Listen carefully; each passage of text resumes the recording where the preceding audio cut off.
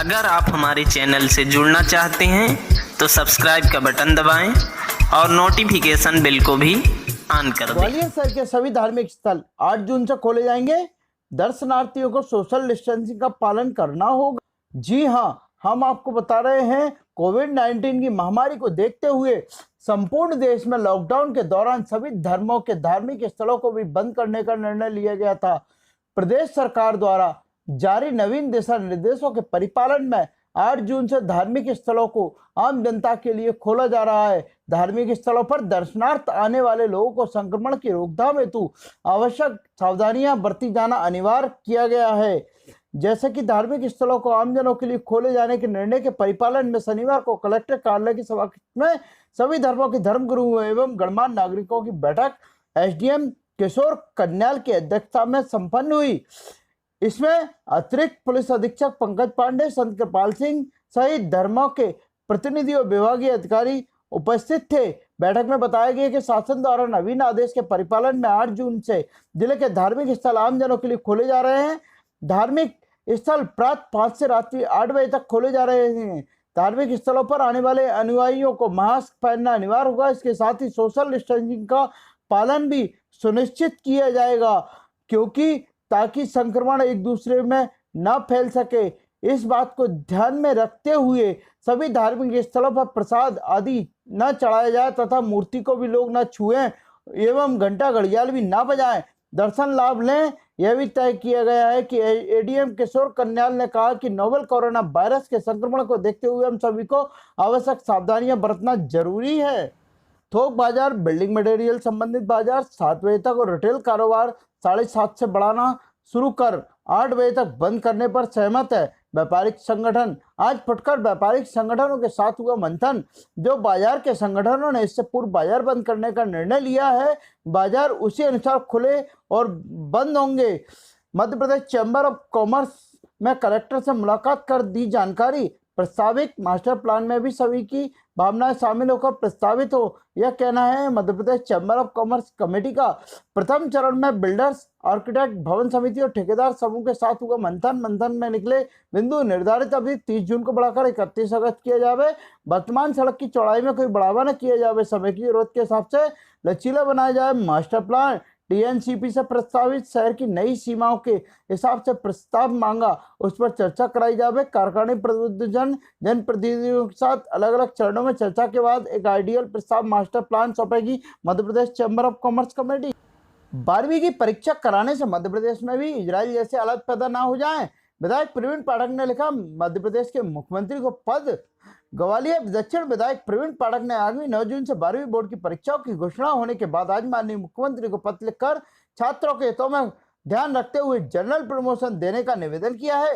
विधायक प्रवीण पाठक ने मुख्यमंत्री को लिखे पत्र में कहा है कि पूरे प्रदेश के साथ साथ मध्य प्रदेश में भी कोरोना से लड़ाई लड़ रहे हैं हम, और इस संघर्ष में सभी वर्ग अपना योगदान दे रहे हैं। सरकार ने समीक्षा के बाद अधिकांश संस्थानों, बाजारों, अन्य जरूरी उपयोग की वस्तुओं को अनलॉक करना शुरू कर दिया है, लेकिन एहतियात के तौर पर स्कूल, कॉलेज और कोचिंग संस्थानों को बंद रखने का फैसला लिया है।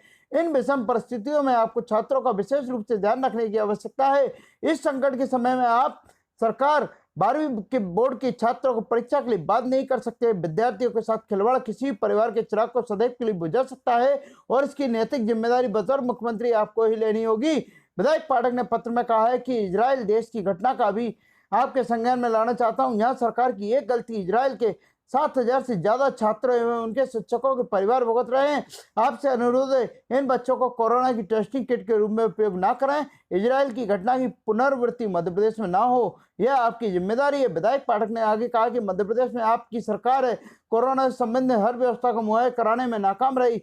यदि इन्हीं परिस्थितियों में आप इन नन्हे बच्चों के जीवन को दांव पर लगाकर परीक्षा कराने का अनैतिक और वर्तमान में असंवैधानिक निर्णय लिया है, तो आपसे विनम्र अनुरोध है कि परीक्षा केंद्रों पर आपकी सरकार एवं पूरे इंतजाम करें, जिससे बच्चों को कोई असुविधा ना हो। आपका यह निर्णय इतिहास के पन्नों पर कलंक के रूप में दर्ज ना हो जाए।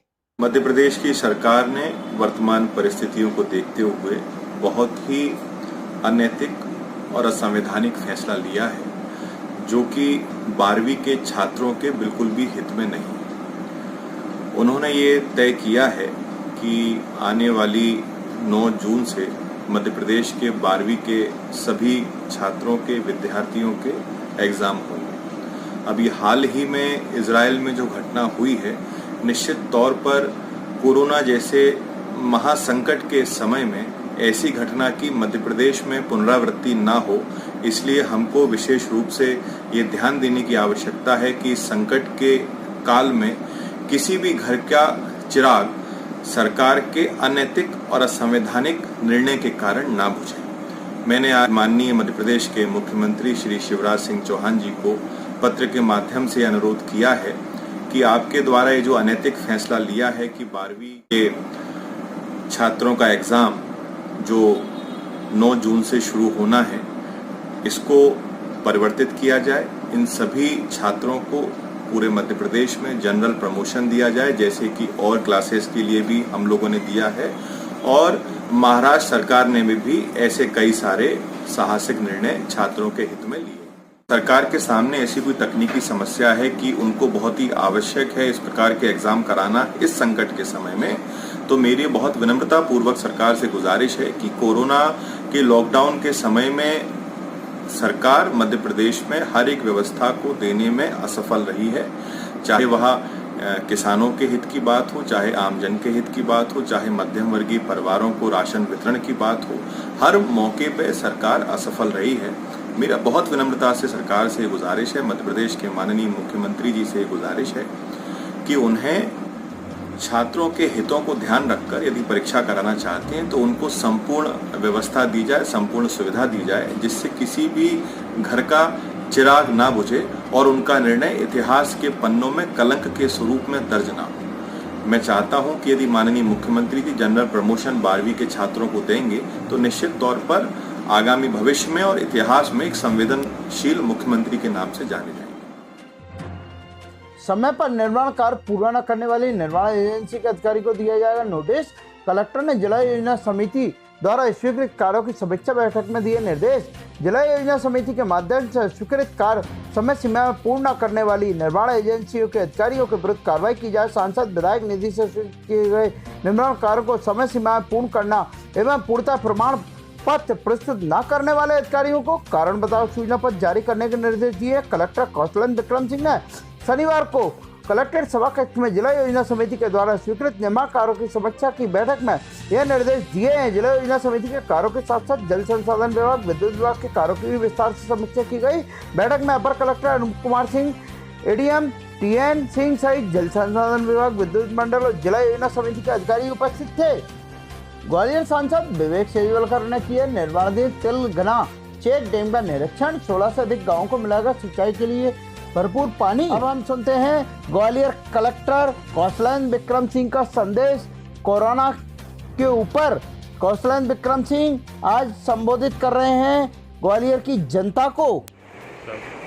आज 650 से ज़्यादा सैंपल्स की रिपोर्ट आई है, जिसमें से 12 लोग पॉजिटिव मिले हैं, जिसमें से 10 लोग हाथीखाना एरिया के हैं।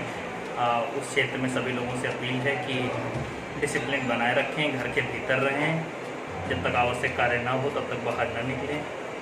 आज 10 मरीज जो है हमारे डिस्चार्ज होकर भी गए हैं। कुल अभी तक 198 मरीज जो है पॉजिटिव आए हैं, जिसमें से 115 लोग ठीक होकर घर जा चुके हैं। इसलिए चिंता करने की ज़रूरत नहीं है। सोशल डिस्टेंसिंग, मास्क का प्रयोग, हाथ को बराबर धोना और आवश्यक कार्य से बाहर निकलना, इन चीज़ों की ज़रूरत है। अभी हम लोग लगातार जो लोग इसका उल्लंघन कर रहे हैं उन पर चालानी कार्रवाई भी कर रहे हैं। अगर आप हमारे चैनल से जुड़ना चाहते हैं तो सब्सक्राइब का बटन दबाएं और नोटिफिकेशन बेल को भी ऑन कर दें।